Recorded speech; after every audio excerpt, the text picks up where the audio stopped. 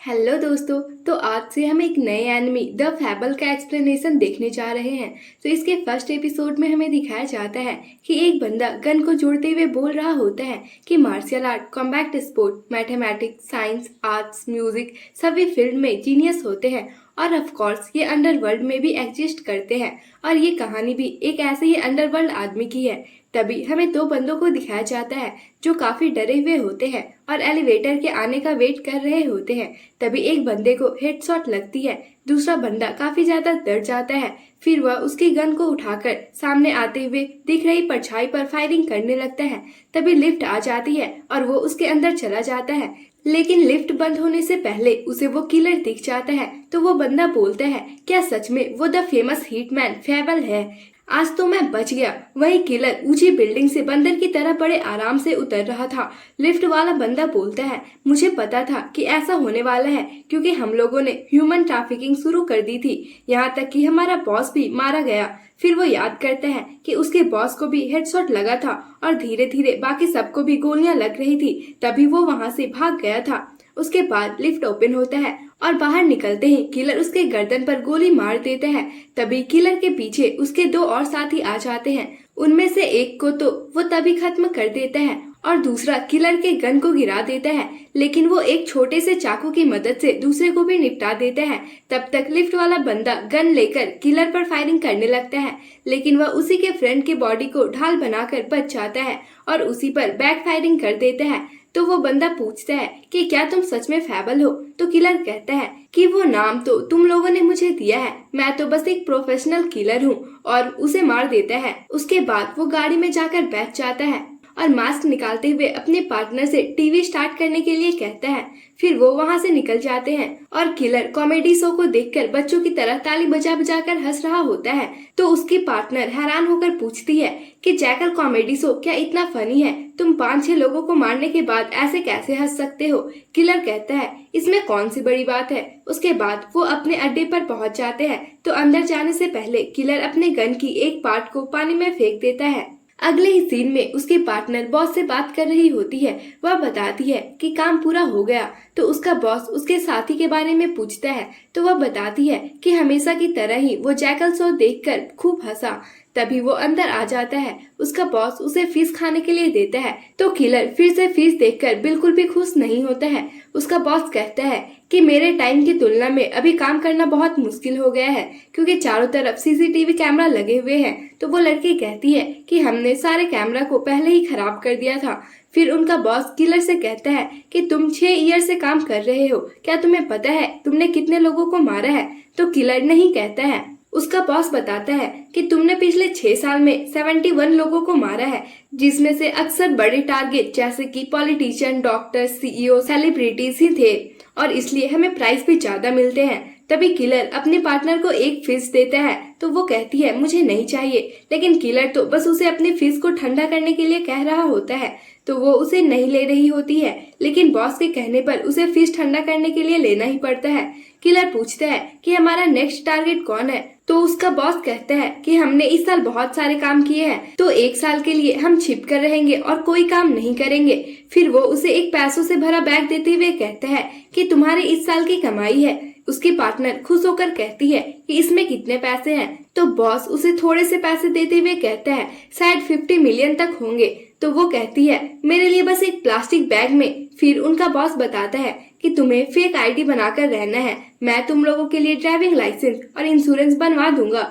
तुम्हें ओसाका में मेरे पहचान का एक गैंगस्टर ग्रुप के साथ जाकर रहना है और उस दौरान तुम कोई भी लड़ाई झगड़ा नहीं करोगे। किलर पूछता है कि छिप कर रहने के लिए हमें ओसाका ही क्यों जाना है? उसका बॉस कहता है ताकि तुम अपने काम में और भी अच्छा बन पाओ। वहाँ जाकर तुम्हें बिल्कुल नॉर्मल लोगों के जैसा रहना सीखना है। उसके लिए तुम पार्ट टाइम जॉब्स कर सकते हो, फ्रेंड्स बना सकते हो और यहाँ तक कि किसी से प्यार भी कर सकते हो। लेकिन अगर तुमने इस समय पर किसी को मारा तो मैं तुम दोनों को ही मार दूंगा। उसके बाद दोनों जाने की तैयारी कर लेते हैं। किलर अपने साथ बस 2 पैसों से भरा बैग लेकर जा रहा था। तभी उसकी पार्टनर उसका ड्राइविंग लाइसेंस देती है, जिसमें उसका नाम अकीरा सातो था और अब से हम इसे अकीरा ही बुलाने वाले हैं। अकीरा माइक्रोवेव में अपनी गन छुपाते हुए कहता है कि क्या हमारे लिए जगह का इंतजाम कर दिया गया है? उसकी पार्टनर कहती है कि मुझे नहीं पता, उन्होंने मुझसे कहा कि ओसाका वाली ग्रुप हमें रहने के लिए जगह देगी। तो आकीरा उससे उसका नाम पूछता है तो वह बताती है योको सातो।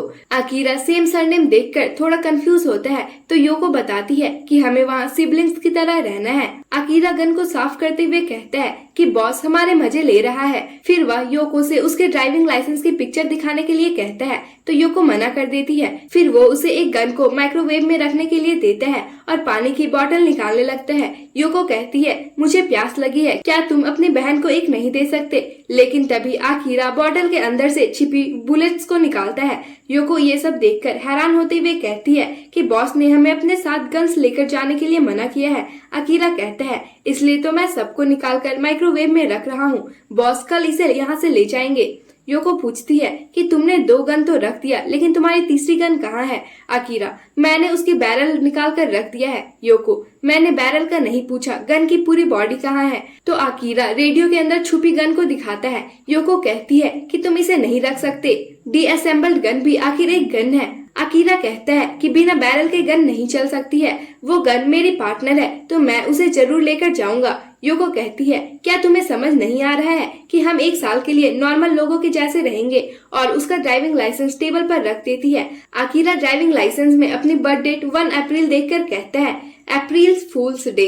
योको कहती है इसका वो मतलब नहीं है, वैसे हम झूठों की जिंदगी जीने वाले हैं तो ये बिल्कुल परफेक्ट है। बॉस का सेंस ऑफ ह्यूमर तो कमाल का है। तो आकीरा योको का बर्थ डेट पूछता है तो फिर से वह नहीं बताती है, जिससे आकीरा थोड़ा इरिटेट हो जाता है। उसके बाद वो कार से ओसाका के लिए निकल जाते हैं। योको पूछती है भाई तुम हीटमैन क्यों बने? आकीरा क्या भाई? योको हम पूरे साल सिबलिंग्स की तरह रहने वाले हैं तो हमें अभी से ही आदत डाल लेनी चाहिए। आकीरा अच्छा बहन तो अपने बारे में बताओ, कहीं तुम बॉस की लवर तो नहीं हो? योको क्या तुम ऐसा कैसे बोल सकते हो? मैं 10 साल की थी जब मेरे घर में आग लग गया था और मेरे पेरेंट्स मारे गए थे। तब से ही बॉस ने मुझे अपने साथ रखकर सारी चीजें सिखाई और फिर 1 साल पहले अचानक से उन्होंने मुझे तुम्हारा असिस्टेंट और ड्राइवर भी बना दिया।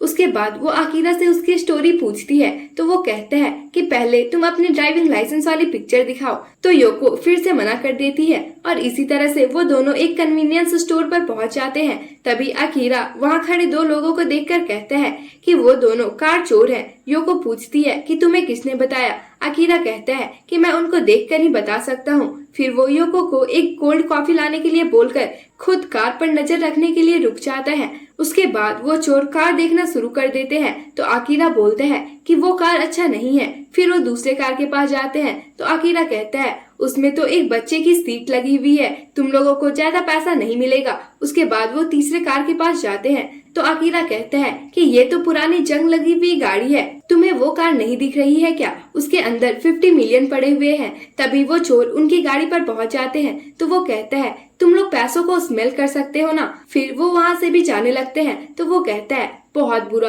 तुम लोग बिल्कुल भी प्रोफेशनल नहीं हो। इतने में उन चोरों की नजर आकीरा पर पड़ी जाती है तो वो उनके पास आते ही हाथ खड़ा करके कहता है कि मुझे बेकार में लड़ाई नहीं करना है। उसके बाद उनमें से एक उसके वॉलेट निकालने के लिए अपने हाथ को आगे बढ़ाता है तो आकीरा 1 लात मारकर ही दोनों की हालत खराब कर देता है। तभी वहाँ योको आ जाती है। वो चिल्लाते हुए कहती है क्या बॉस ने तुम्हें वार्न नहीं किया था? आकीरा कहता है कि पहले वो लोग ही मेरे पास आए थे। योको अब बहाना मत बनाओ, तुम इतने छोटे चोरों को ऐसे नहीं मार सकते हो। आकीरा मेरी गलती नहीं है, इन लोगों ने ही मुझे टच किया था। फिर योको उसे खींच कर ले जाती है और गाड़ी में बैठाती है। फिर वो गुस्सा करते हुए कहती है कि हमें ऑर्डिनरी लोगों की तरह रहना है और तुम ये क्या कर रहे हो? आकीरा कहता है हाँ क्योंकि मैं 6 सेकंड में ही किसी भी ओपोनेंट को हरा सकता हूँ। योको कहती है तो क्या तुम सभी लोगों के साथ ऐसा ही करोगे? अगर तुम ऐसा ही करते रहोगे तो जल्दी ही कोई ना कोई तुम्हारे हाथों से मारा जाएगा। क्या तुम्हें इसका मतलब समझ आता है? आकीरा कहता है हाँ ये मेरे लिए बिल्कुल भी इजी नहीं होने वाला है। योको पूछती है वैसे क्या तुम कांसाई लैंग्वेज बोल सकते हो? तो वो बताता है मैं टोटल 5 लैंग्वेजेस का मास्टर हूँ, जिनमें से एक कांसाई भी है। योको कहती है लेकिन अब तुम्हें इस लैंग्वेज को बोलने की आदत डालनी होगी। आकीरा कहता है कि बस मुझे मेरे माइंड को स्विच करने की जरूरत है। फिर वो पूछता है कि मांगुरो ग्रुप के साथ अभी क्या हो रहा है। योको कहती है, क्या तुम्हें नहीं पता, तुम उनके साथ ऑलरेडी काम कर चुके हो। अकीरा कहता है, वो 3 साल पहले की बात है, मैंने तो बस उनके लिए किसी को मारा था, और वैसे भी मैं अपने क्लाइंट से नहीं मिलता, इससे रिस्क बढ़ सकते हैं। तो योको बताती है कि ग्रुप में टोटल 20 लोग हैं और वो ओसाका में टेनहाई जगह के इकलौते गैंगस्टर है। उनका बॉस हिरोशी हामदा 53 इयर्स का है। वो 2 साल पहले ग्रुप का 4th जनरेशन बॉस बना। उसके बाद उनका कैप्टन ताकेशी इबिहारा 38 इयर्स का है और बस वो दोनों ही हमारे बारे में जानते हैं। तभी वो एक जगह पर पहुंचते हैं और अकीरा अपने हाथ से सिर पर टैप करने लगता है। योको अजीब तरीके से उसको घूर रही होती है तो अकीरा कहता है कि मैं बस लैंग्वेज स्विच कर रहा था। योको कहती है, क्या सच में ये काम करेगा? तो अकीरा उसे दूसरे लैंग्वेज में बोलकर दिखाता है। फिर योको उसे कुछ कपड़े दिलाने के लिए लेकर जाती है ताकि उसका फर्स्ट इम्प्रेशन अच्छा बने। सीन शिफ्ट होता है और ताकेशी अपने बॉस हिरोशी से कहता है कि क्या हमें सच में उस खतरनाक किलर को यहाँ रहने देना चाहिए। उसका बॉस कहता है कि तुम ज्यादा सोच रहे हो, हमें उससे डरने की जरूरत नहीं है, वो हमें कुछ नहीं करेगा। और यहीं पर इस एपिसोड की एंडिंग हो जाती है। तो मिलते हैं अगले एपिसोड के साथ, तब तक के लिए bye bye, tata and thank you for your love and support.